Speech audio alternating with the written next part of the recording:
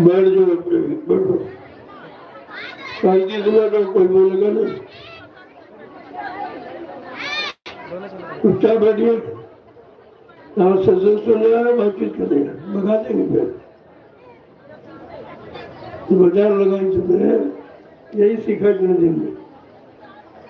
सत्संग की महिमा तभी तुमने बंद कर दिया। तुम जैसे मूर्खों से कोई काम नहीं होना। इतनी जगह कितनी बातें करते हैं, इनको तो सत्संग आना ही नहीं चाहिए। लेडीजों को बिल्कुल बंद कर दूंगा। अच्छा देखिए कितनी बातें कर रही है। तुम्हारे तो थप्पड़ सही है, ये दो तो थप्पड़ मारो, भगाओ उससे। कि बात करेंगे भगा दूंगा उसको, घर जाए, यहाँ रहने की जरूरत नहीं। तो चौपाल बनाए घर की बदतमीज का नहीं हो से सत्संग क्या होता है। ये भाई मिल रहा है इसलिए भी बंद हो जाए, पता चलेगा कुदरत मार लगाएगी। रोए नहीं आएंगे, आंसू हुए क्या, देखते जाओ। चलो प्रेमियों, देर मत करो, ये समय निकल जाएगा, आपके हाथ नहीं आएगा। रामनवमी का पावन कार्यक्रम, मर्यादा पुरुषोत्तम भगवान राम परिवर्तन के लिए आए थे। उन्होंने परिवर्तन समझाना बुझाया तो, लेकिन नहीं माने लोग तो उन्होंने क्षमा नहीं किया, मार काट खलियान कर दिया। द्वापर में भगवान कृष्ण आए परिवर्तन के लिए, पहले समझाया बुझाया, लोग नहीं माने, उन्होंने महाभारत कर दिया। का विनाश इतिहास है, ये न मानने वालों का इतिहास तुम भी वही कर रहे हो, तुम्हारा भी काम होगी, तुम्हारा नहीं हो, इसलिए विनाश में तुम भी शामिल हो। आगे समय आ रहा है, तब आपकी समझ में सब आ जाएगा। कितने साल से बराबर सत्संग दिया जा रहा, परिवार की सेवा में लगाया जा रहा है। किसी तरह से तुम ठीक हो जाओ, ठीक हो जाओ, सुधर जाओ, समझ जाओ। आगे कुदरत कुछ करने जा रही है, उसकी चपेट में न आने पाओ, तुम्हारा परिवार न नष्ट हो, समाज देश न नष्ट हो, तो तुम्हारे महात्मा तो चाहते हैं, लेकिन तुम महात्मा भी सुनते नहीं, तुमको अपनी सुनाने से फुर्सत नहीं। तो समय सामने खड़ा है, इसलिए हमको मजबूर होकर बंद करना पड़ा। मैंने सारे कार्यक्रमों को विराम दे दिया, 2 बरस तक निकलूंगा नहीं, चुपचाप गुप्त रूप में भजन करूंगा। तुम्हारी वजह से भजन नहीं कर पाया, बीमारी ने घेर लिया, तुम्हारे पाप कर्मों ने घेरा है, तुम्हारा स्पर्श छूना ये सब शरीर के लिए हानिकारक हो गया। अब मैं मना करता हूँ, मैं दूर से प्रणाम करता रहा, अब तुम समझते नहीं। मैं करता हूँ, तुमको भी वही करना चाहिए। प्रेम दूरी में पलता है, पास में नष्ट हो जाता है, नहीं समझ पाते हो। तो इसलिए ये समय आपको बड़े भाग से मिल गया है, दोबारा ये नहीं मिलेगा, ये मैं विराम दे चुका हूँ। तो भाई पहले का कार्यक्रम लगा था, मैंने घोषणा कर दी थी कि रामनवमी का कार्यक्रम दयाल आश्रम में होगा। इस समय बीमारी हालत में उठ करके आया हूँ, अपने वचन का मैंने कहा था आपके सामने, लेकिन थोड़ा सा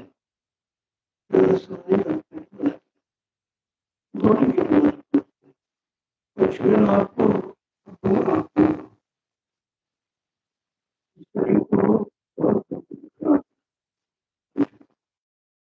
अब थोड़ा इसको बचा के रखो, इससे काम लेना है, अभी बहुत काम बाकी।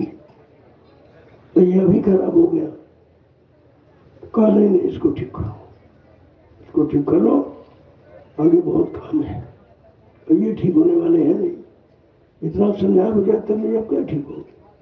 अभी कुदरत के मार से ठीक हो, ये कुदरत मार लगाएगी तो इमाम को राम उठेगा, बचाने वाला तुम्हें कोई दिखाई नहीं देगा, तब तुमको अपना गुरु याद आए, गुरु के वचन याद आएंगे।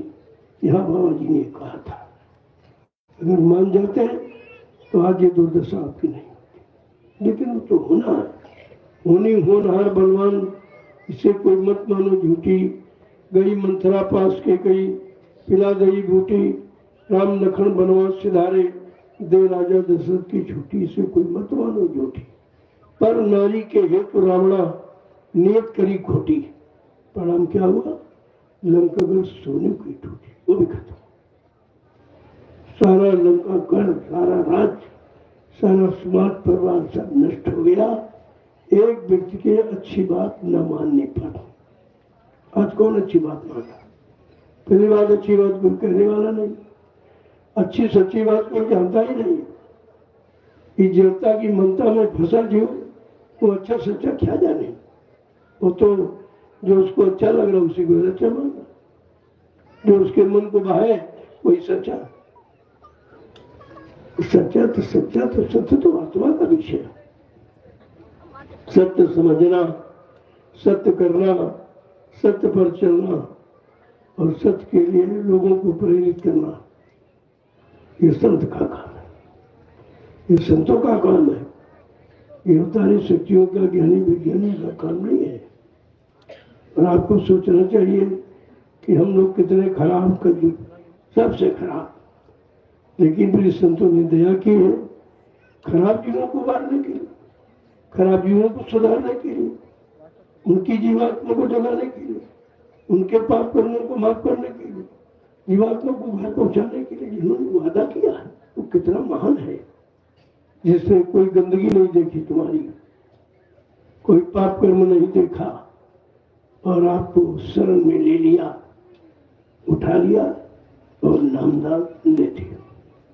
इस बात को समझो। गाने बजाने का समय नहीं है। मैंने कहा था प्रार्थना पाठ करो, गाना गाने लगे। जो प्रार्थना वास्तव में तुम्हारे आचरण में हो उसे करो। अपनी अंदर की वेदना को, मालिक हमारा मन, हमारा बुद्धि, हमारा चित्त कब ठीक होगा? कब यह आपके नाम के जीवन में लगेगा, आपके आदेश हुक्मों का पालन करेगा, आपसे प्रेम करेगा?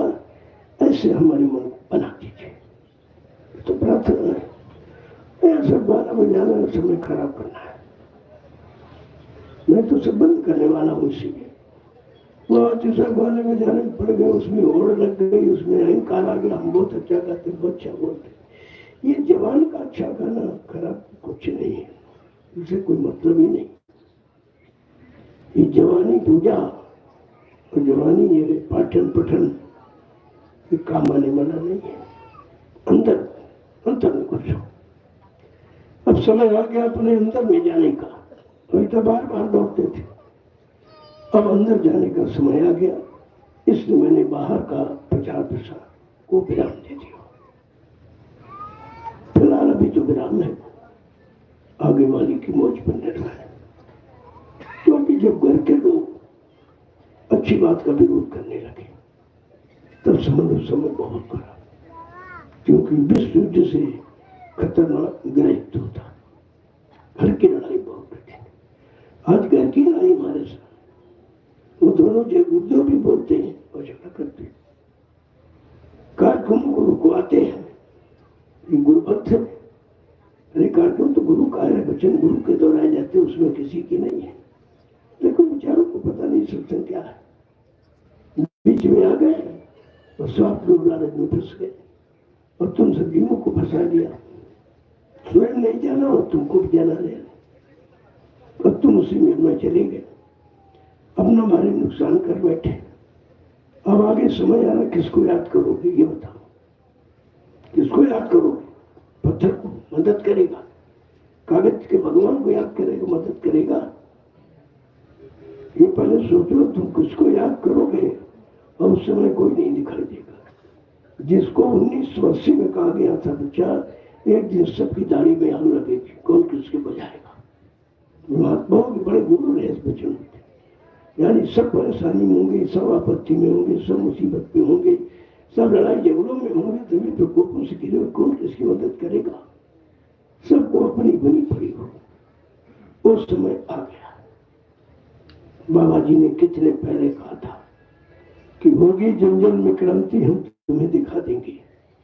सब धर्म लड़ेंगे आपस में, हम तुम्हें दिखा देंगे। भाई भाई लड़ जाए, पिता पुत्र लड़ जाएगा, पति पत्नी लड़ जाएंगे, जात मुसलमान हिंदू लड़ जाएगा, सिख ईसाई ब्राह्मण क्षत्रिय हरिजन मर जाएगा, राजा रैयत लड़ जाएगी, गुरु शिष्य भी लड़ जाएंगे। इतना खराब समय आया। आज वो समय आपके सामने। गुरु का झगड़ा देख लो कितना बड़ा खराब है।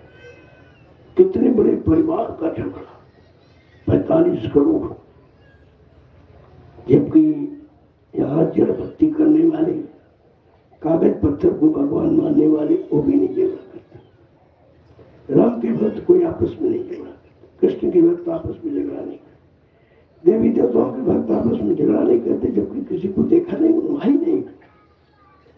केवल मनगढ़ंत है, केवल एक मतलब यानी बनावटी। और आज गुरु भक्त क्या कहना, गुरु भक्त नहीं सतगुरु भक्त। बड़े अफसोस की बात है, बड़ा रोना आता है कि ये सब महाशक्तियां कभी आई नहीं, और आई तो तुमने क्या किया? पहचाना, अपना बनाया नहीं, अपना कोई काम आप नहीं करा पाए। जो सृष्टि में कोई नहीं कर सकता था वो काम करने के लिए आते। क्या किया आपने?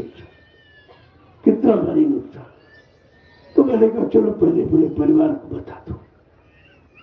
मैं 28 मई 2012 से परिवार को बचाने निकला था।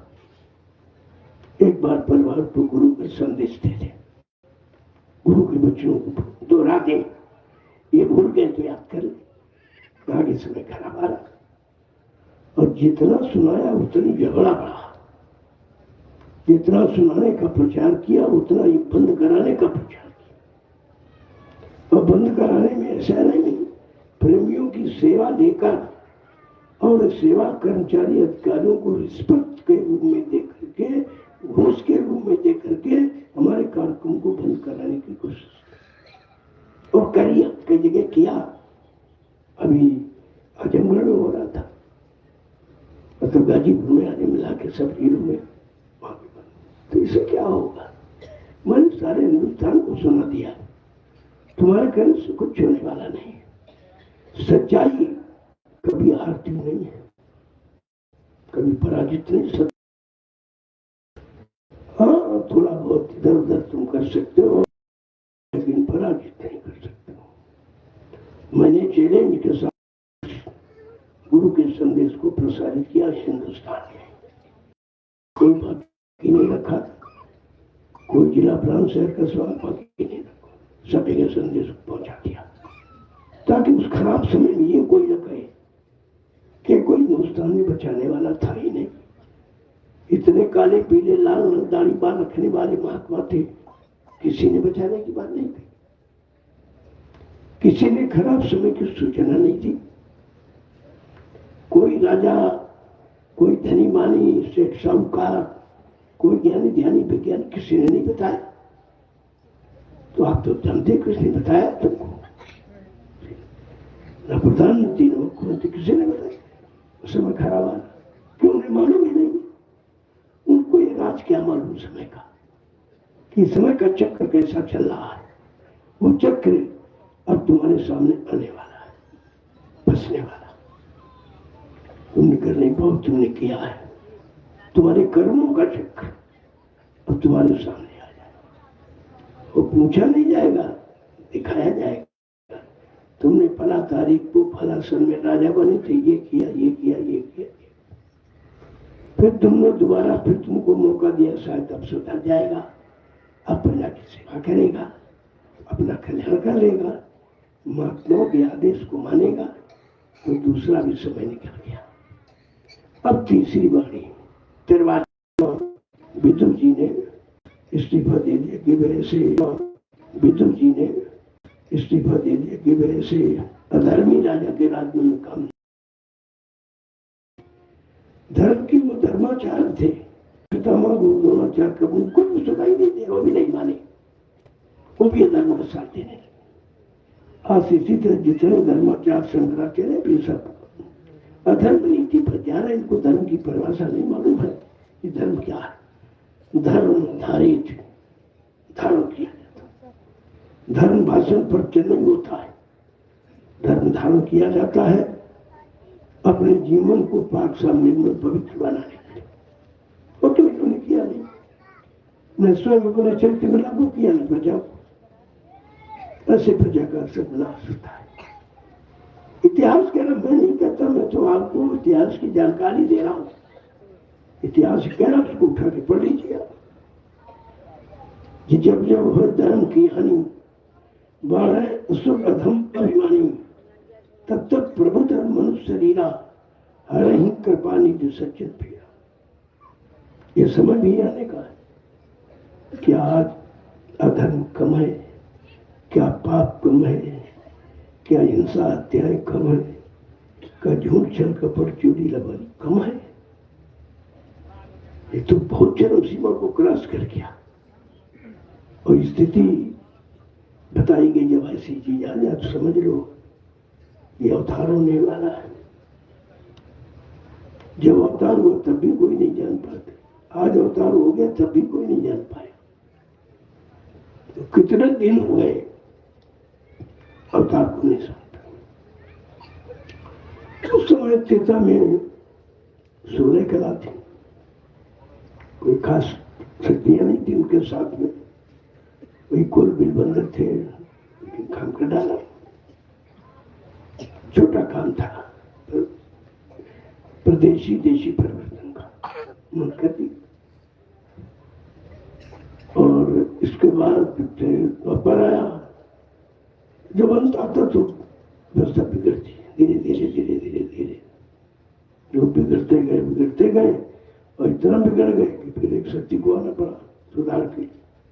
इसको कृष्ण कहा आपने, वो भी उन्होंने बहुत समझाया, यदुवंशियों को तो उन्होंने बहुत समझाया। कहा भाई मैं तुम्हारी जात बिरादरी में आया हूं, जात बिरादरी के नाते मेरी बात मान लो। तो यदुवंशी कहता था क्या, जा जा गाय चराने वाला ग्वाला माखन का चोर, तेरी चोर की बात मानूंगा। इतने कठोर महाराज अमर्यादित शब्दों का प्रयोग करके कृष्ण को बिल्कुल लाचार कर दिया। बेचारे मजबूर हो गए। तब उनको छोटा सा 18 दिन की लीला का खेल खेलना पड़ा, 18 दिन का। और जिसे महाभारत कहते हो 56 करोड़ का विनाश, कोई मारी गए। ये सही सच्ची अच्छी बात, धर्म की बात, मानवता इंसानियत की बात, प्रेम प्यार मोहब्बत सेवा दया सदाचार, परमात्मा की यादगार की बात, माँ बहन बेटी की हो पर पहचान की बात, जो नहीं मानते हैं उनका परिणाम बुरा होता। यही बता रहा था पूरे हिंदुस्तान में घूम घूम कर कि त्रेता के विनाश का समय, द्वापर के विनाश के समय को याद करो। उस विनाश के समय को मत लाओ, हमारी प्रार्थना स्वीकार कर। लेकिन कोई नहीं माना, न राजा की समझ में आया, न ही प्रजा की, न धर्माचार्यों की समझ में। और उगड़िया इनको भी नहीं दिखाई दे रहा। इन जग को भयो मोतिया बिंद, इनको नहीं दिखाई दे रहा। अभी वही गति है, मान है, सम्मान है, रुपया है, पैसा है, टैक्स है, महंगाई है, इसके चक्कर इसे नहीं मालूम कि एक पाई भी तेरे साथ नहीं जाएगी। जो कपड़े रोज बदल रहा, एक कपड़े भी नहीं जाएंगे, नंगा करके जला दिया जाएगा। क्या भूल गया? क्या अपने आखिरी जीवन के परिणाम को भूल गया? नहीं जानता उसको। परमात्मा खुल के कहते हैं तुम बचा लो अपनी प्रजा को, बचा लो, अभी समय है, नहीं तो न तुम बच पाओगे न तुम्हारा राज्य बच पाएगा। यही बात कही थी महात्मा पिता ने। बचा लो धृतराष्ट्र, अभी राज भी बच जाएगा, बच्चे परिवार भी बच जाएगा। अगर नहीं माने तो तुम्हारे हाथ कुछ न राज रहेगा और न धन रहेगा, न औलाद रहेगी, और वो कहकर अपना राजमुकुट उतार कर उनको समर्पित कर दिया कि मैं आज से तुम्हारे राज्य में नहीं रहूंगा। और मंत्री पद से इस्तीफा दे। यहाँ कोई मंत्रियों ने इस्तीफा दिया, बड़े हंसी खुशी से माला पहन कर स्वीकार करते चले जाते। ये नहीं देख रहे कि राजा कहाँ जा रहा, किधर जा रहा, तुम उधर ही तुम भी जाओगे, वो तुम भी गिर जाओ। लेकिन वो जो लिखा है वो झूठ नहीं, विनाशकारी विपरीत बुद्धि। जब जिनका विनाश होता उनकी बुद्धि विपरीत दिशा में। कितना अच्छी सच्ची बात समझाओ उनकी समझ में। मैं आज 12 वर्ष से लगातार, मई का महीना आ रहा, 13 वर्ष के 14 वर्ष का वनवास होता है। 13 वर्ष लोगों को बताते समझाते हो गया, तो मैंने किसी से कुछ लिया नहीं। यहाँ तो पुरानी कथाएं सुनते हो, जो खत्म हो गए, जो चले गए, उनकी सुनाने का कितना खर्चा लेते हो, जो न आने वाला न काम होने वाला। हम तो समय की कथा कह रहे हैं, और तुम्हारे जीवन को बर्बाद न हो, नष्ट न हो, सलामत रहे, मैं उसकी कथा कहता हूँ, और सुनने वाला कोई नहीं। यह है विनाश के समय की निशानी। कोई नहीं मानेगा, का कोई नहीं मानेगा। जब तब वो मनवाने वाला अपनी तरह से मना लेगा। वो है कुदरत, कुदरत का खेल, बड़ा खराब। देखा आपने तो अपर का इतिहास, हिरण्यकश्यप का उसके राज का सत्यानाश। आपने इतिहास पढ़ा त्रेता का, रावण जैसा धनवान बलवान बुद्धिमान कोई नहीं था, लेकिन समय की सत्य को नहीं माना, उसका भी विनाश हो गया। ये समय का सत्य है, और समय का सत्य समय का नाम है। पिता के समय का सत्य था कृष्ण, द्वापर के समय का सत्य का नाम राम था, और सतयुग के समय का नाम हरि था। आज कलयुग के समय का नाम गुरु है। गुरु से जय राम जय कृष्ण कहते हैं, से जय गुरु कहते हैं, ऐसे जय गुरुदेव कहते हैं। अब उस गुरु के आगे पीछे जय लगा दो, देव लगा दो, जय गुरुदेव को, गुरुदेव को, ये तुम्हारी, लेकिन शुद्ध गुरु है। गुरु बीच में बैठा है, आगे जय पीछे देव लगा। बस नाम की परिभाषा पहले समझो। नाम की परिभाषा तुम नहीं समझ पाए तो बिखर गए, थोड़ा बर्बाद बिखर गए। कोई इधर भगा, कोई उधर भगा, कोई उधर भगा, और विनाश के लिए की वजह से इनकी समझ में अब भी नहीं आ रहा। अभी लगे पड़े मुझे, अभी झूठ को छिपाने के चक्कर में और महापुरुष को बदनाम करने के चक्कर में अभी लगे। मैं कभी कभी सोचता हूँ कि मालिक इनका क्या होगा, इनके लिए कौन सा नर्क बनाया जाएगा, और आपकी मर्यादा खत्म हो जाएगी अगर नरक में चले जाए। गुरु भक्त अगर नरक में चला जाए, दोनों की मर्यादा समाप्त हो जाती है। लेकिन गुरु क्या करे, जब तुम गुरु को ही नहीं मान रहे, गुरु को मुर्दा बता रहे, तो तुम्हारा बचाने वाला कौन है?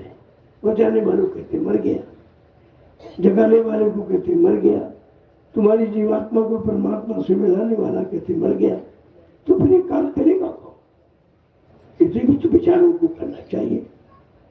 मैं बड़े एक सम्मान के साथ सबको मैंने समझाया है, और सबसे पूछा है कि भाई चलो तुम अगर एक कहते हो तो तुमने बताया क्यों नहीं? आज तक किसी को दिखाया नहीं, बताया नहीं, फिर कैसे मान लिया जाए? भाई महापुरुषों का आना जाना इस तरह होता। एक साधारण महात्मा वो भी जाता तो बता के जाता। अरे घर गृहस्थी का सच्चा ईमानदारी से रहने वाला व्यक्ति अगर शरीर छोड़ता तो वो भी बता देता। देखो भाई तुम लोग लड़ना झगड़ना मत, प्यार से रहना, और तुम दुकान ले लेना, तुम मकान ले लेना, तुम जगह ले लेना, अब मैं चलूंगा, मेरा समय पूरा। वो भी बताता। इतने बड़े समृद्ध तुम्हारी कैसे चली गई, चले गए बिना बताए चली गई। इस परिवार का क्या होगा? जिसने इतना बड़ा परिवार बनाया और छोड़ के चला गया, कोई बताया नहीं तो इस परिवार का क्या होगा। एबिन के दिमाग में नहीं आया कि हम क्या कह रहे हैं, अपने परिवार की बात, अपने गुरु की बदनामी कर रहे हैं। इतनी बुद्धि इनकी खराब दोनों की।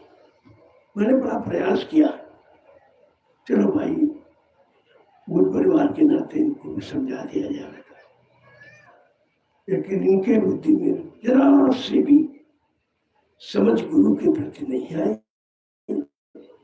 तो मैंने अपने आप को चुप करने जा रहा हूँ, क्योंकि मेरे प्रचार करने से प्रेमियों का धन बर्बाद हो रहा। क्यों प्रेमियों धन ये लोग लेते हैं और हमारा कार्यक्रम बंद कराने में रिश्वत में कर्मचारियों को देते, वो धन रिश्वत में लगे और ऐसे रिश्वत गुरु के प्रचार रोकवाने में, तो इससे बड़ा महापाप क्या होगा।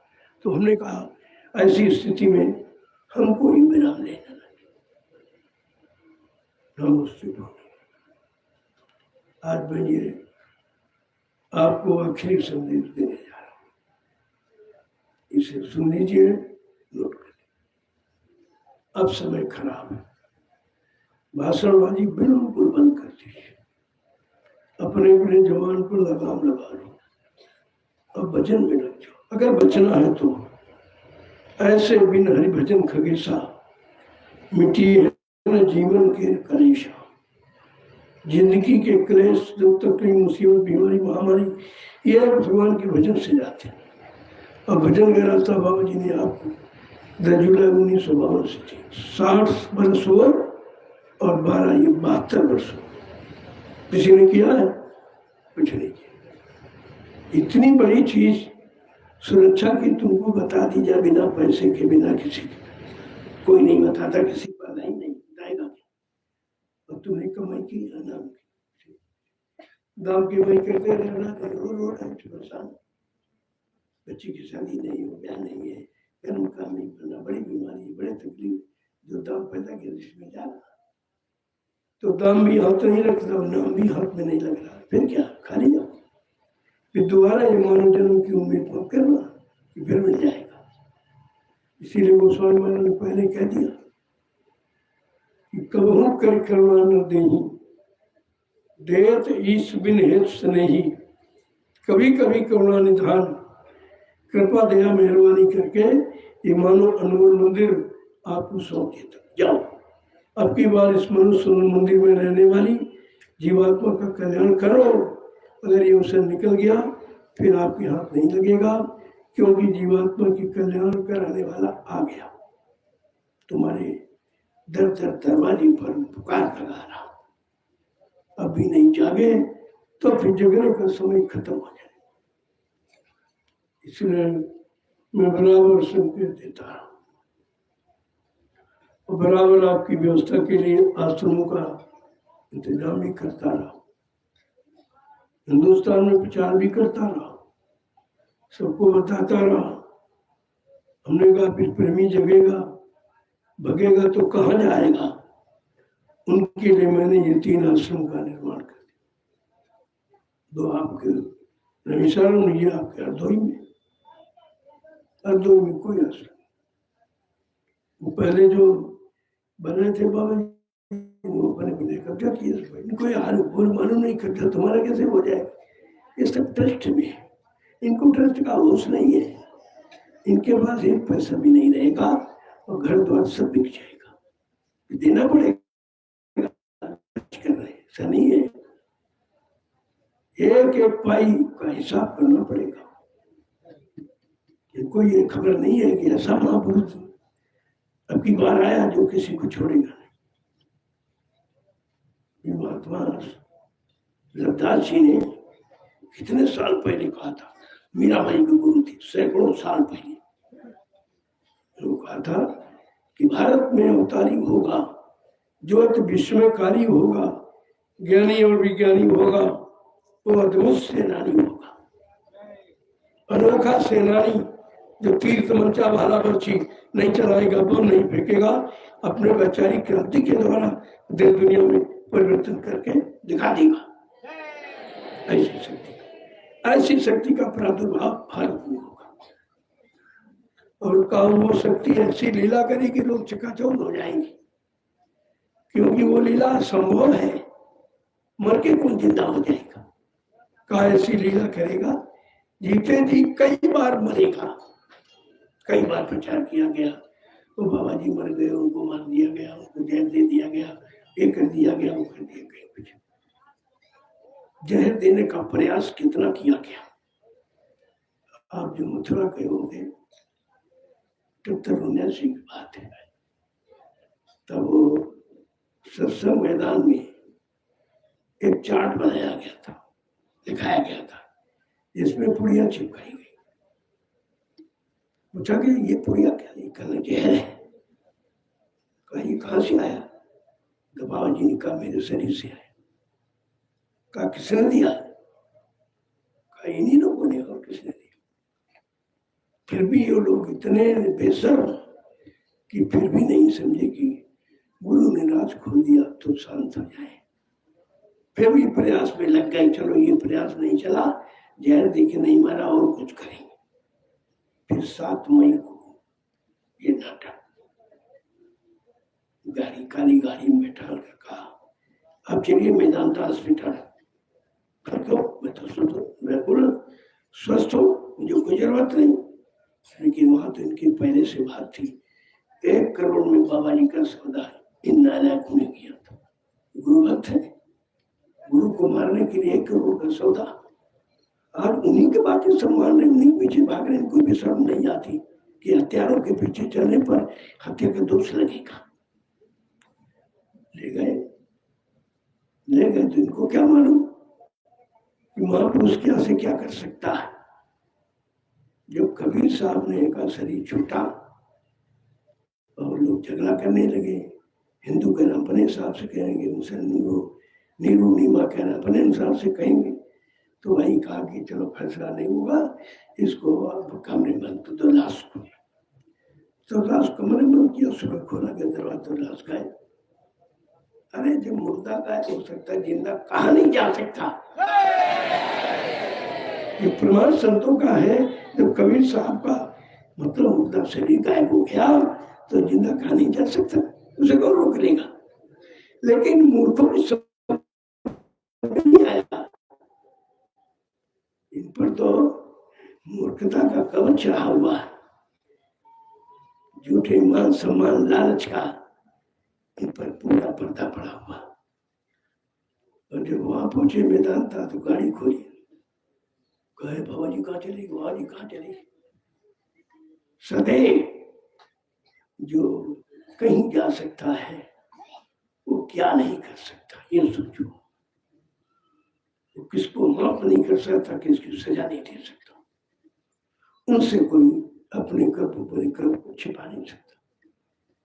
ऐसा सम्राट मालिक भूमंडल पर है, अपने कार्य में रत है, अध्यात्म की जड़ मजबूत बना रहा है। धीरे धीरे उसका अध्यात्म सारे विश्व में छा जाएगा और सब स्वीकार करेंगे। लेकिन ये ना, इन नालायकों का क्या होगा? ये कैसे मुंह दिखाएंगे? अपने सत्संगी भाइयों को कैसे मुंह दिखाएगा? तेरे तो गुरु का घातक, गुरु को धोखा देने वाला, गुरु को बदनाम करने वाला है। तुमको कौन खड़ा होने देगा? कैसे तुम जियोगे? मैं बार बार यही संकेत करता हूं, अब भी जाओ, चुप हो जाओ, चुपचाप भजन में लग जाओ, आपके लिए बहुत अच्छा है। और नहीं तो तुम जानो, तुम्हारा काम जाने। ये नहीं कहोगी कि परिवार की किसी व्यक्ति हमको बताया नहीं था। मैं बराबर ये 12 वर्ष से संदेश दे रहा हूँ। अब मैं भी देख रहा हूँ कि परिवार के लोग ही नहीं मान रहे, पर अपने गुरु को नहीं मान रहे, अपने गुरु की बात नहीं मान रहे, उनके वचन नहीं मान रहे, उनकी मर्यादा भूल गए, उनका सम्मान भूल गए, तो फिर चुप हो जाना चाहिए। ऐसा समय में वाणी को विराम देना ही बुद्धिमानी है।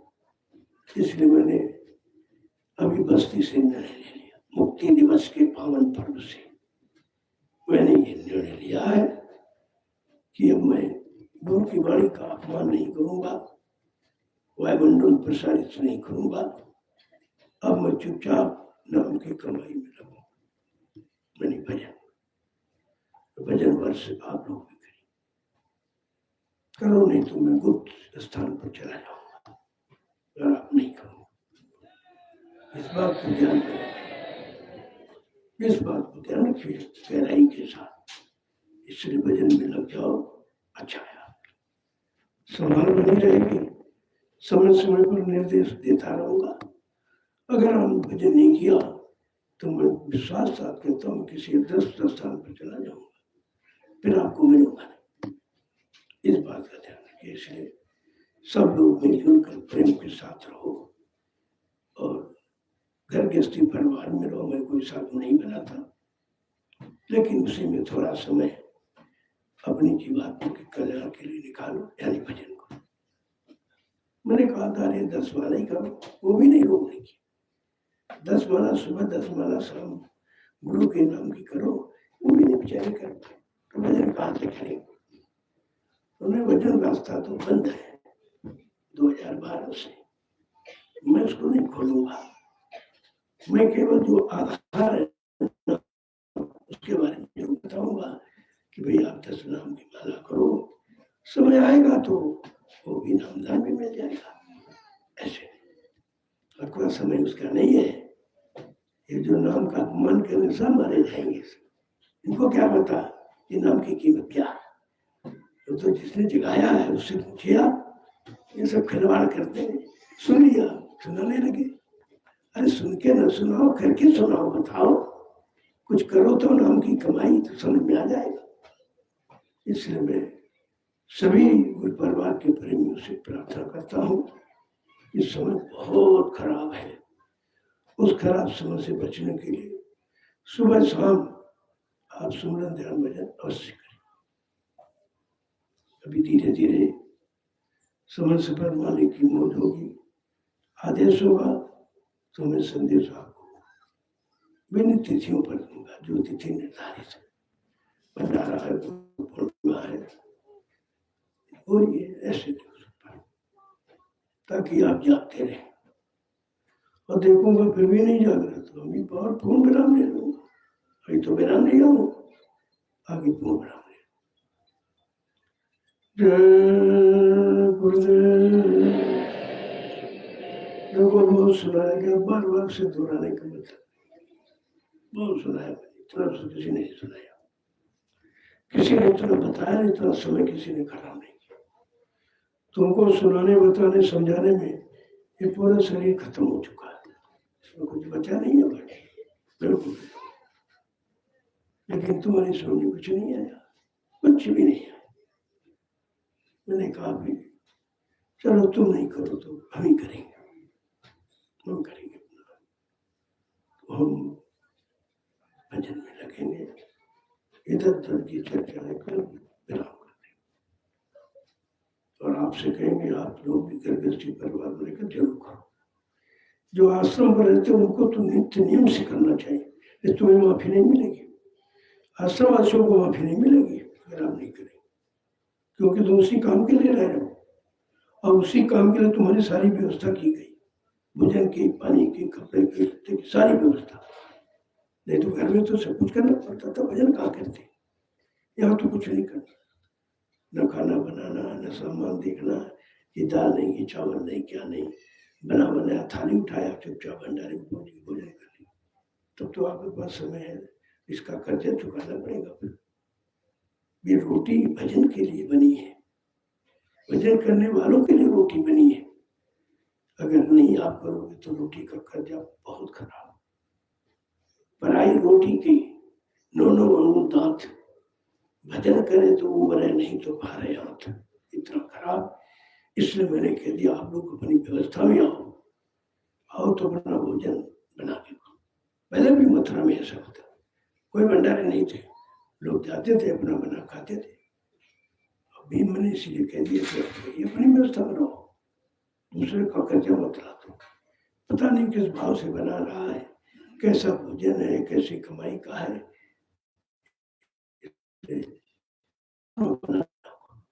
ये सबसे बढ़िया है। भंडारों का ये लूटपाट का काम खत्म हो गया, भंडारे को अच्छा काम नहीं करते, नजर जान रहा था। फिर मैंने रुका था, आप सुधर जाए, आप सुधर जाए। वो समझते बाबा जी को दिखाई नहीं देता, चश्मा लगाए, कम नजर पड़ती उनको, महसूस नहीं होता, वो तो ये समझते हैं।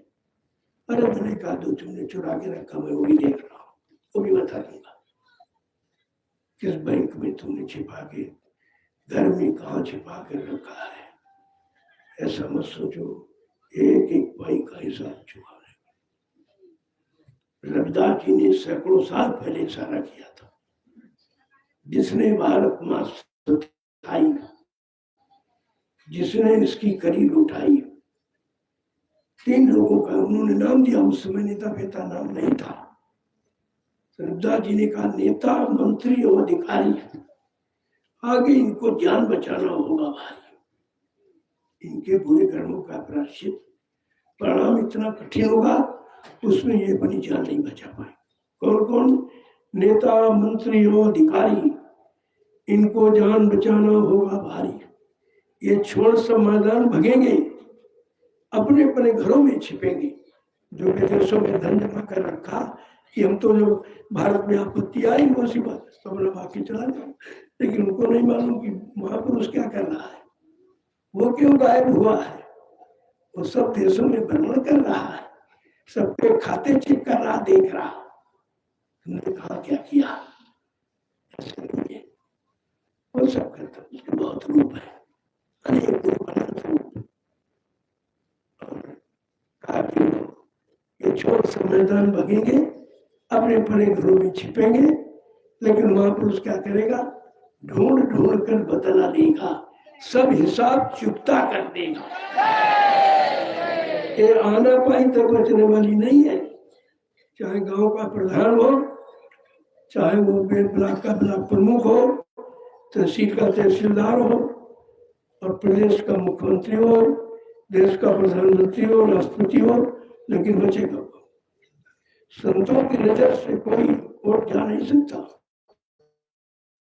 तो सब देख रहे। एक बार मौका दिया कुछ कर लो, दूसरी बार मौका किया, अरे नहीं कर पाते कितना कर, तीसरी बार फिर मौका दिया कि नहीं भाई अब की बार कर लो, लेकिन वहां कुछ नहीं, कुछ नहीं। वो तिरवाचक भूल गए। ये 3 बार मौका देने के बाद क्या परिणाम होता भूल गए सब। और चौथे का भी इंतजार करोगे, मिलेगा। हमने चौथे तक रह पाओगे कि मिलेगा, पहले रहने की बात सोचो। तो इसलिए बात को समझना चाहिए। तो महापुरुष पहले से कितने बताओ, सैकड़ों साल पहले देख रहे हैं कि आगे वह राजा ये करेगा, ये करेगा, ये करेगा। उसको एक बार जनता नहीं देगी मौका, 2 बार मौका, 3 बार मौका देगी, लेकिन वो वहीं पर खड़ा है। वो समझता जनता मूर्ख है, बेवकूफ है। अरे तू ही मूर्ख है जो सच्चाई को समझ नहीं पा रहा। जो मौका दिया जाए उस मौके का फायदा नहीं उठा पा रहा। मूर्ख कौन है, ये समझना पड़ेगा। महात्मा सब इशारा कर देते, आपको समझना है। जय गुरुदेव, जय गुरुदेव, जय गुरुदेव, जय गुरुदेव। नाम किसका, प्रभु का प्यारा नाम। अब आप लोग खड़े हो जाओ। देखो कितने लोग तैयार हैं, अभी नहीं खड़े हो पाए, तैयार करो। अभी खड़ी नहीं हो पाए, तैयार करो। अरे अच्छे सच्चे काम के लिए खड़े हो जाओ, समय आ गया है। अब ये लापरवाही ज्ञानता का समय नहीं है। मैंने कहा खड़े हो जाओ, ये तो एक काम तो रोज ही करते। मेरा खड़े होने कहने का कुछ अर्थ अलग है। अब तुम सच्चे अच्छे ईमानदार चरित्रवान बनकर अच्छा काम करने के लिए खड़े हो जाओ, उसकी जरूरत है। किसी को होना हो, हमको जरूरत है। मैंने पहले भी कहा कि तुमसे लोगों को तुम्हारे धन सामान की जरूरत, लेकिन हमको तुम्हारी जरूरत। बहुत अंतर है। हमको तुम्हारे धन सामान की आवश्यकता नहीं है, हमको तुम्हारी आवश्यकता। क्योंकि परिवर्तन रुपए में से, धन दौलत से नहीं होगा। परिवर्तन सच्चे ईमानदार लोगों से होगा। उनकी जो जरूरत है उन्हीं की मैं आह्वान करता हूँ। और 3 दिन से तैयारी कर रहा हूँ कि 3 दिन से मैं तैयार। अब तो करोड़ों की तादाद लोग तैयार हुए। शुरू में तो एक भी आदमी नहीं था, सब घबराते थे, अरे इनके पास कुछ नहीं है, कोई आदमी नहीं है, कोई समाज नहीं, कोई रुपया नहीं, कोई पैसा नहीं, कोई सामान नहीं, कोई गाड़ी नहीं, कोई घोड़ा नहीं, तो सब ऐसे ही कोई नहीं। 3 बरस तक लगातार, देखो इसको कहते हैं इंतजारी। मैंने बराबर इंतजारी, 3 बरस तक मैं अपने काम में लगा रहा, किसी का नहीं सुना। लोग कहते थे ये क्या कह रहा, हमने भाई हमारे पास मौका नहीं, हमको अपने काम को पूरा करने के सिवा कुछ दिखाई नहीं दे रहा। मैं अपने काम में लगा हूँ, वो अपने काम में लगे, निंदा आलोचना बुरा उनका काम है, हमारा काम ये नहीं है। हम बदले की भावना नहीं रखते, हम जानते बुराई करना बुरा है तो हम क्यों करेंगे, अगर हम भी करेंगे तो हमारे उनमें अंतर क्या होगा। मैं नहीं कुछ नहीं करता रहा, चलता रहा, गुरु वचनों को लोगों का अंत पहुंचाता रहा, धीरे धीरे धीरे धीरे। जब जो 5-6 वर्ष हो गए, कुछ प्रेमी जो गुरु वचनों को सुने समझे वो निकलने, निकलते धीरे धीरे 12 वर्ष से पूरे, तो आप देख लीजिए ये फुलवाड़ी है, ये तो भी नहीं बराबर है। यहाँ कुछ लोग आ गए, वो तो बहुत बड़े पीछे आएंगे, लेकिन मैंने रोक दिया था। स्वास्थ्य मेरा बहुत खराब था, डॉक्टर कह रहे नहीं आपका स्वास्थ्य कोई अच्छा नहीं है, बहुत ज्यादा खराब है, बोलना वोलना नहीं, मिलना जुलना बंद करो, ये दूसरों के पाप चढ़ते हैं और आप सबसे मिलते हो, कोई मानता नहीं है। इसलिए मैंने प्रार्थना की, भाई मैं सुबह जब से मैंने शुरुआत की, मैं प्रार्थना प्रणाम ही आपको करता हूँ ऐसे, और काम नहीं करता हूँ आप ही करिए। प्रणाम सबसे सर्वोपरि है, प्रणाम का परिणाम कभी खराब नहीं होता, प्रणाम का ही परिणाम अच्छा होता है, छूने का नहीं। छूने में तो छुआछूत है, छुआ जाता किसको, लोग पत्थर के भगवान को, कागज के भगवान को, कैलेंडर किसको छूते हैं, जड़ को छुआ जाता है, चेतन को प्रणाम किया। जितना दूर से करो उतना स्वीकार होता है, उतनी पवित्रता चरित्रता मानी जाती है। लेकिन आप इस रात को जानते नहीं हो और छू करके खराब कर देते हो, अब देते हो, आवाज में भोगना पड़ता है। फिर ये धीरे धीरे इतना भोगना पड़ा कि कार्यक्रम में बंद करना पड़ा। तो मैंने कहा भी था कि भाई संभाल के काम ले लो, ये टूटा फूटा बुढ़ा शरीर है, इससे थोड़ा संभाल के काम ले लो, टूट जाएगा तो फिर खत्म हो जाएगा, फिर आपको मिलेगा। इसलिए इससे बुरे शरीर से वो काम ले लो। तो काम तो मैं आपका करता हूँ, जो डॉक्टर ने मना किया बोला मैं बोल रहा हूँ, मैं बोला था, क्योंकि वो दर्द इतना समाया हुआ है कि चैन नहीं पड़ती, कुछ न कुछ कहना पड़ता। तो आपकी भी तो सोचना चाहिए कि हम बनी चीज को संभाल के रखें, बहुत दिन काम में आए, और जब ये खत्म हो गया फिर आपको नहीं मिलेगा, फिर कोई मिलेगा भी नहीं जो तुम्हें इस तरह समझाने आवे, दूसरे से तो कभी नहीं। जय गुरुदेव, जोर से बोलो, सब मिल बोलो, बोलना होगा, अभी से बोलो, दुख दर्द हरेंगे, सब कष्ट मिटेंगे, सुख शांति भी देंगे, सबके दाता, सबके मालिक, प्रेम से बोले, ये नाम नहीं इंसान का, ये काम नहीं इंसान का।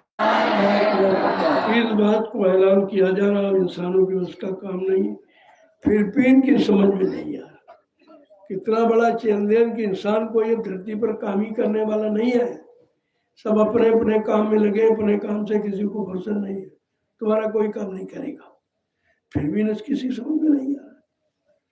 तो कैसा काल माया ने घेरा है कि तुम्हें सच्ची अच्छी बात समझने नहीं दी। अपने राज्य में तोड़ मरोड़ के रखना चाहता, इसीलिए संतों के सत्य वचन तुम्हारी समझ में नहीं आते, क्योंकि तुम अभी माया के गुलाम हो। गुलाम के पास कोई हिम्मत नहीं होती ये अपना कोई काम कर सके, सबसे छोटा निम्न है। तो उस गुलामी से मुक्त कराने का प्रयास किया गया है, नहीं अंदर की दास्ता में फंस गए, इंद्रियों की गुलामी में, उनकी गुलामी फंस गए, वहां नहीं निकल पा रहे। और आपको दोनों तरफ का यहाँ संदेश दिया जाता, भौतिक जगत, आध्यात्मिक जगत, दोनों में फंसना मत। अध्यात्म में फंसना नहीं है, समझ करके आगे बढ़ना, और इससे भौतिक से निकलना है। निकल के खड़े हो जाओगे, अध्यात्म तरफ चलो, अध्यात्म में चलकर फिर आगे बढ़ो, फिर तुम भी बड़े पहुंचो। बात को समझो पहले। ये मैंने कितने समस्या आपको समझा रहा था, सभी बता चुका हूँ, अंतर्भेद बाह्य भेद सब, लेकिन नहीं आपके समझ में आया तो हमने कहा चलो हम ही भाई चुप हो जाए, आप नहीं चुप हो। आप नहीं मानोगे तो चलो हम ही बंद कर दें, क्या है देखा जाएगा, जब भीगोगे तब छोड़ोगे, लेकिन भीग गए पीछा नहीं पाओगे। इसका भीगना युग का दोबारा मौका ही नहीं देगा उठ सकता, ऐसा भी होएगा। इसलिए सब मौका आपको दिया गया, आपको नहीं, मैं सारे हिंदुस्तान को कहता हूँ बराबर तो संदेश देता रहूं मन से और अपने मुख से बराबर प्रसारित करता रहा। तो ये नहीं कह सकता कोई छिप के, कोई डर के, कोई स्वार्थ में, कोई लालच में आकर किसी से कोई मतलब।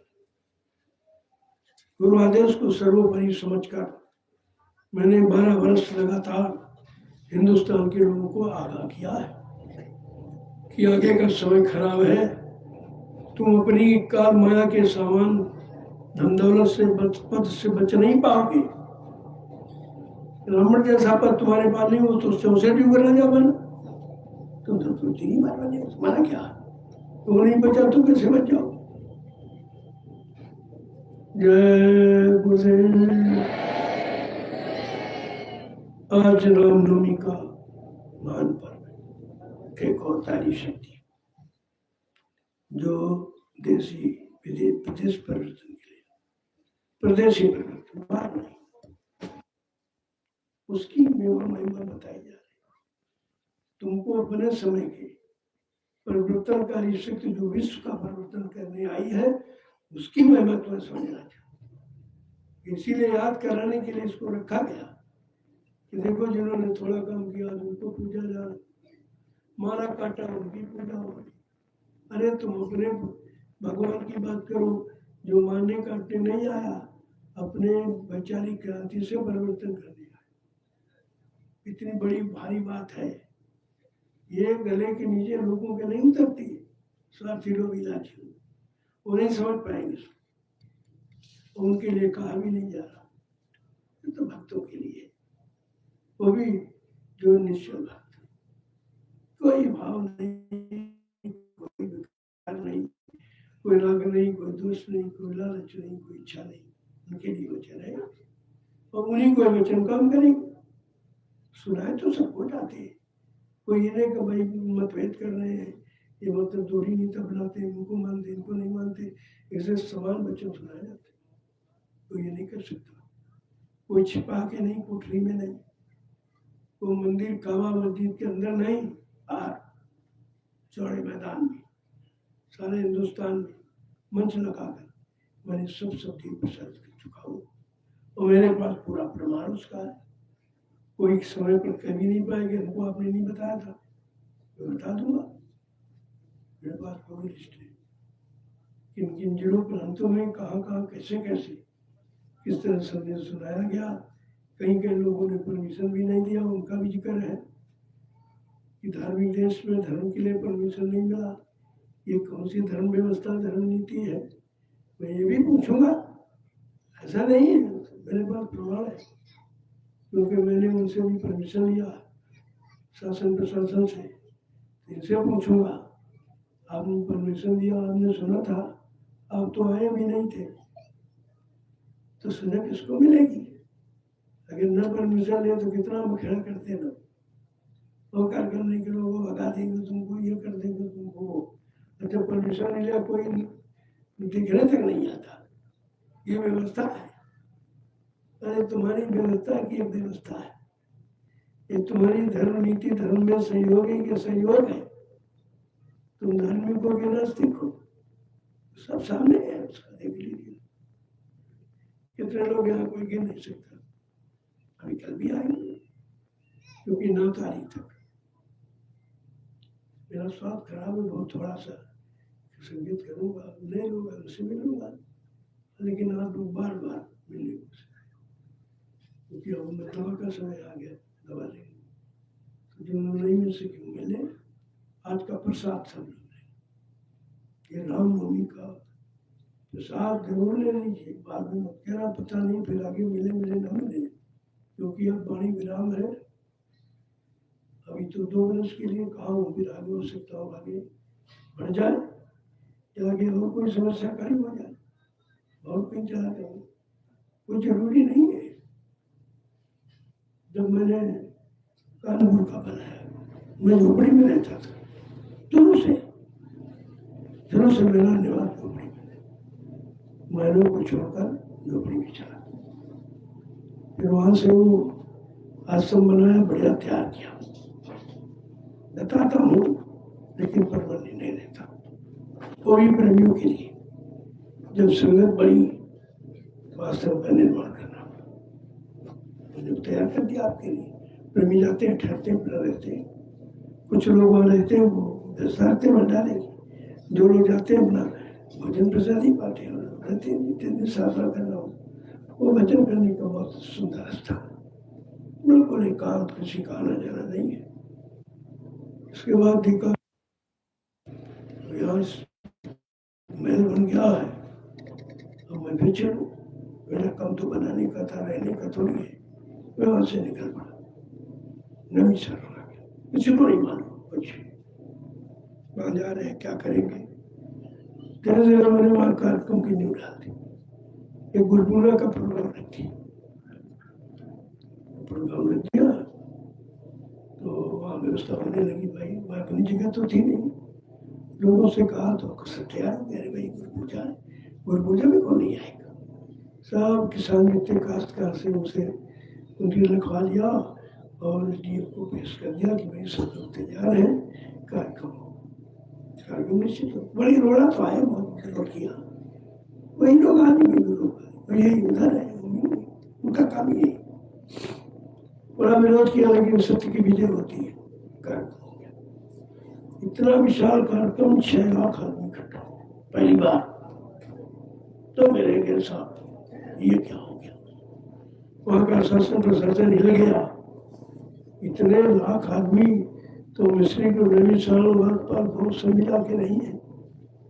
एक कैसे वहाँ रास्ता छोटी सकड़ी गलियां हैं, कैसे निकलेंगे, और बाबा जी ने कह दिया सब लोग काफले में जाएंगे, सुबह यात्रा निकलेगी। तो वो डीएम आया, कहा महाराज जी आपने क्या कर दिया।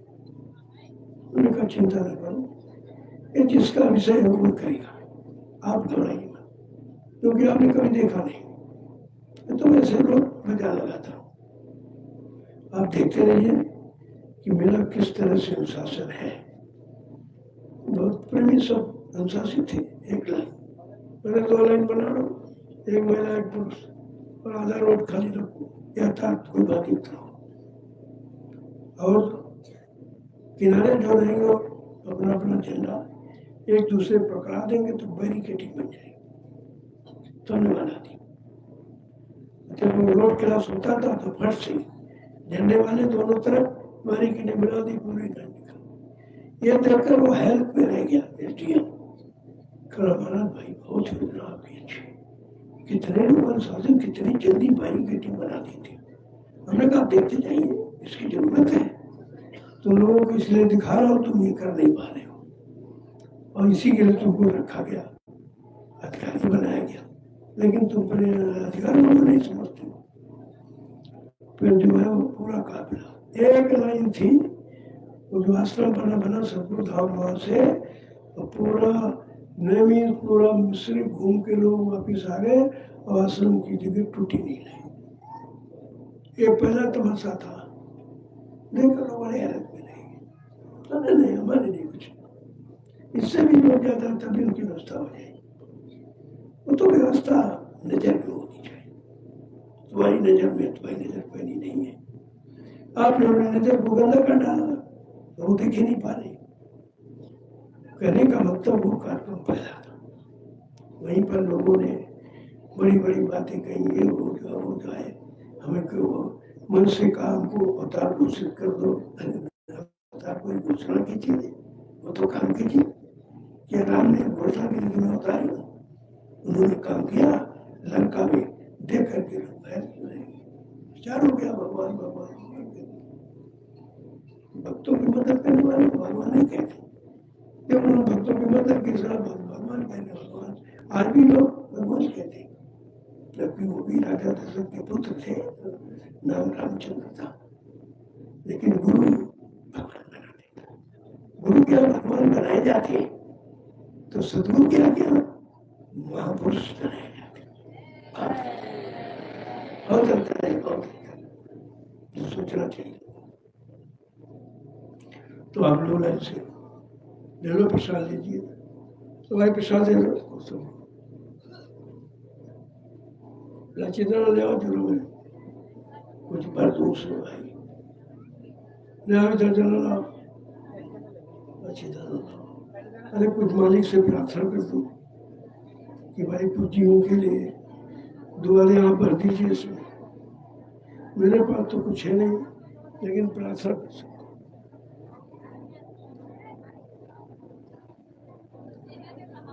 मैं भी भगवान से प्रार्थना करता हूँ, अभी करिए, अभी करिए, मेरी सुनता आपकी भी सुनेगा, सत्य भी वो सुनता है, लेकिन तुम सुनाते नहीं हो, गाते बजाते सुनाना नहीं है, अंदर से बिरतरा, ये बिरतरा साधक का कहना है, वो कहना आपके पास है नहीं, इसलिए वो पिया तुम्हें प्यार नहीं करता है। जब श्रृंगार हो तो प्यार है, श्रृंगार आप करते हैं तो प्यार ही नहीं करता, और बात समझ नहीं पाते, इसलिए ये प्रसाद नहीं।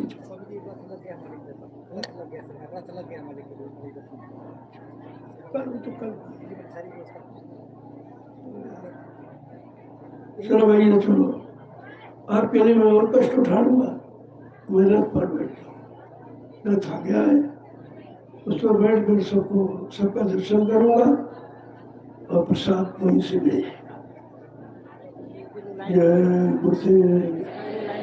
वही लाइन लगा लीजिए, देखो लाइन एक मर्यादा है, और ये लाइन यहाँ से इसकी मर्यादा वहां तक है। अब लाइन की बात नहीं समझते हूँ, खास कर ये महिलाएं, ये तो उनको भी इनका सत्संग में आना नहीं चाहिए, सत्संग के नहीं बात पंचायत करती, मैं इधर की बात है, निंदा छिपड़ी इसकी उसकी, इनको सत्संग में आना है, मैं आगे ऐसी व्यवस्था बना दूंगा, इनको सत्संग से बाइकाट सरापा जितना झगड़ा झंझट जितना ये सब होता सब नहीं कर, और ये कोई सुनती नहीं, 10 रोट दिया 5 बस हो गया, आगे बगीचा, इनका यही मतलब है, पहले कहते 5 छोड़ो और 10 रुपये दे दो, बस बाबा की उम्र हो गया, 10 पार हो गई, 10 रुपये, 10 रुपये, इतने बड़े बड़ा काम जो आज तक किसी ने किया नहीं सृष्टि में, उस काम के लिए 10-20 रुपये देते, ये अपमान करते उस काम का, कौन तुमसे मानता? मैं तो कहीं मानता नहीं हूँ, मैं जानता हूँ कि तुम मर्यादा भूले हो, तुम मान करोगे, इसे मैं तो कहते नहीं तुमसे, कि तो हिंदुस्तान में अब कोई नहीं कह सकता कि बाबू जी ने हमसे कभी 2 रुपये मांगे, क्योंकि उस महान जगह नाम का अपमान हो जाएगा, उस समय मालिक का अपमान हो जाएगा, इसलिए मैं सामान और सम्मान धन दौलत की कभी भी आपसे इच्छा व्यक्त नहीं करता हूँ, किसी भी चीज। ये काम करने के लिए आया नाम, ये नाम कमाई करने नहीं आया, काम करने के लिए आया। जितने नाम आए सब कमाई के लिए, और कमाई लोगों ने की, राज और पान धन और दोनों संभाला, उसे बस के रह गए। लेकिन वो नाम ये नाम नहीं है, ये नाम जगाने के लिए आया है। ये 2 रुपया पैसा मान सम्मान कमाने के लिए नहीं आया, इसका बराबर ध्यान रखिए। तो मैं अब आपकी सेवा के लिए, आपके दर्शनों के लिए थोड़ा प्रयत्न करेगा, आराम मिल जाए जिनको थोड़ा, और आपको ये शांति हो जाए कि चलो भाई मिल जाए। मैं दूर से जितनी दूरी बना लो उतने अच्छे, मैं तो कितनी दूर से आपको पढ़ा, आपका मतलब आपकी जीवन प्रणाम शरीर को, शरीर तो मतलब जड़ जड़ को प्रणाम नहीं होता, चेतन हमेशा प्रणाम चेतन जड़ मैं करता हूँ, आप भी करिए। और मैं शुरू से आपको सिखा रहा हूँ और स्वयं करता हूँ, और फिर भी आप न चलेंगे सोचने को सही है सब क्या नचा को सोचिए, इससे कुछ मिलने वाला नहीं है।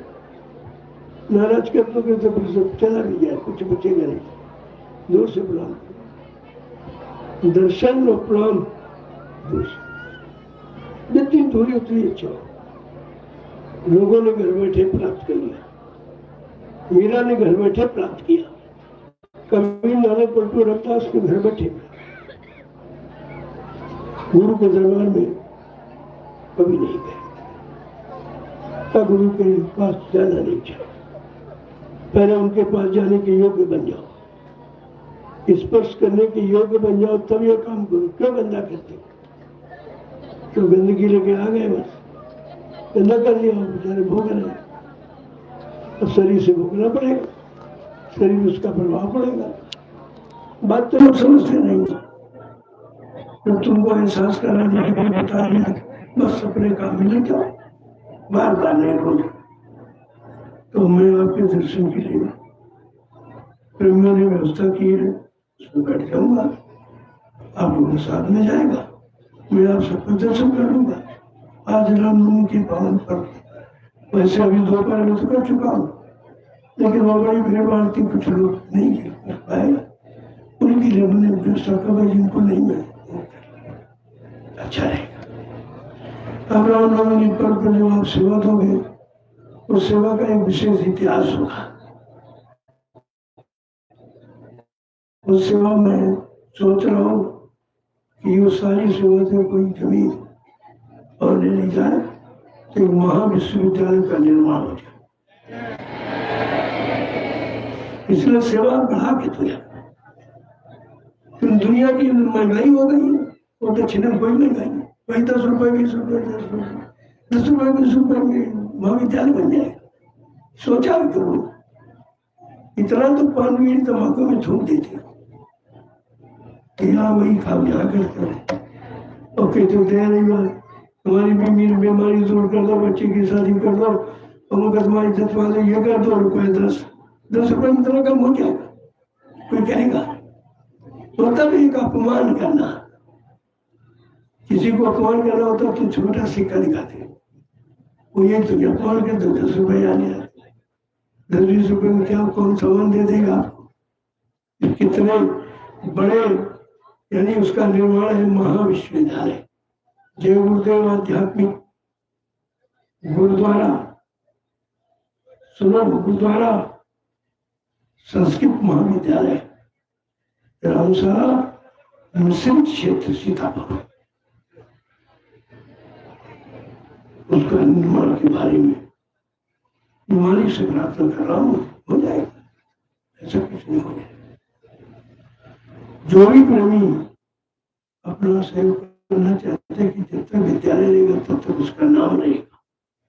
ये छोटी मोटी सेवा का काम नहीं है, ये सेवा का महत्व देखिए, क्योंकि और कहीं आप 1300 खाने पीने में लग रहे हैं, सो आराम उल्लास हो, किसी को सेवा का ध्यान नहीं है। केवल यही है नवी शारण में तुम्हारी सेवाओं का सदुपयोग हो रहा है, और 3 आश्रम तुम्हारे सामने खड़े, तुम्हारी सेवा का तो प्रमाण है कि 3 आश्रम अगर खर्चा किया होता हमने कैसे बनती, 10-10 रुपए में 3 आश्रम थे, इसने संभाल के जोड़ के रखा गया, क्योंकि मेरा कोई खर्च नहीं, बस एक रोटी खा, तो भी बहुत रूखी सूखी। सब बच्चे जो आप देते हो सब बताओ, पैसे पैसा रखा रहता, समय आया काम देखा तो दे दिया, जमीन दे दिया। ये बात सुन लो, ये विचार बना है, ये जीव बुद्ध आध्यात्मिक गुरुकुल, गुरुकुल हिंदी संस्कृत महाविद्यालय ये नाम है।